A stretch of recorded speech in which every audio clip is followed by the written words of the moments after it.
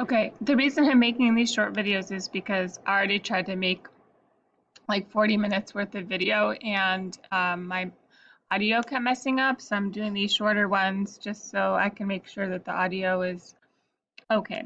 So if you go to the symbol screen, this is on page 2, part 2. You're going to go to your concept builder, and down here there's an option from switching your screens. So you're going to press the symbol screen. Let me add some, we'll do lithium again. Electrons, protons, and neutrons.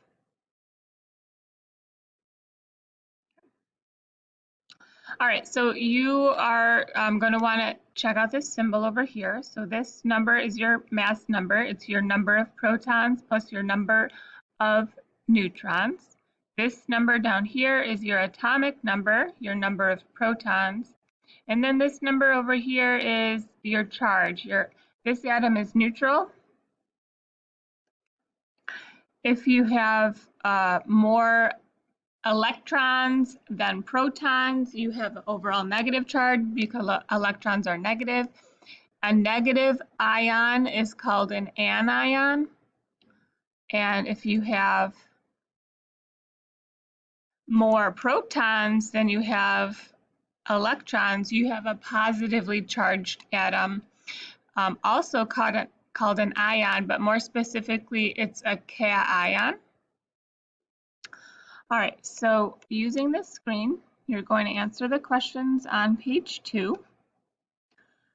Number of protons and electrons, identify if it's neutral. You're going to draw your symbol in here with the appropriate numbers. For the isotopes, part 3, you can go to either screen, the build an atom one or the symbol. I'm just going to stay on the symbol, and you want to do click this stable or unstable. So right now this lithium is lithium-6 isotope. Lithium has a few isotopes. Lithium-6 and lithium-7 are the most prominent, or the only ones.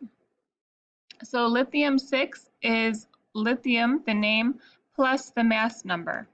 The mass number tells me how many protons plus how many neutrons. So if I have a mass of 6 and I have 3 protons, that tells me that I have 3 neutrons.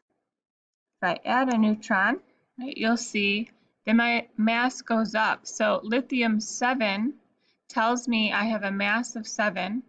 I still have 3 protons, so my number of neutrons must be 4.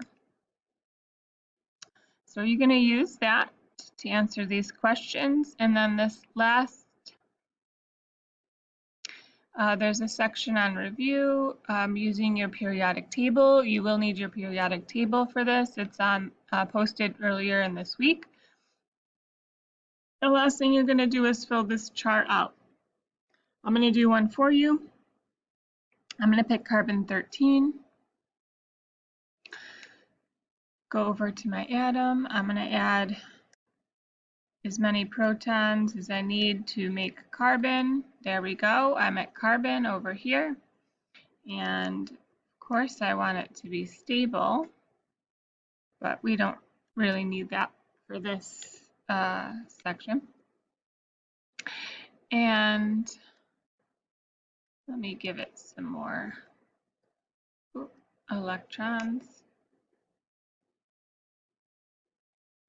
just so we are neutral. Okay, so let's check to see our what did I say, carbon 13.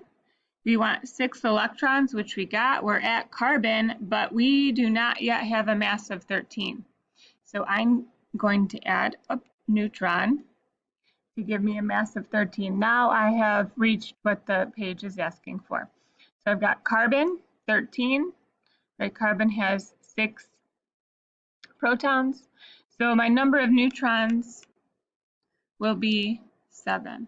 So on this page, you're going to write the symbol that's shown on the diagram, your atomic number for carbon at 6, right? That's how many protons we have. Your mass number is 13. So the number on this side is your mass number. And the number of neutrons is 13 minus 6 gives me 7. So I will have 7 neutrons. And because I have 6 electrons and 6 protons, I will have a net charge of 0.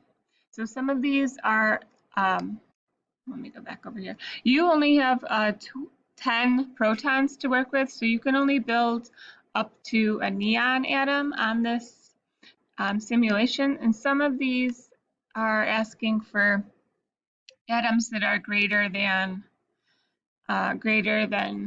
neon. So you're going to have to use your periodic table. I would do all the ones you could do first with the simulation, like these 2 columns, this one, you could do all these.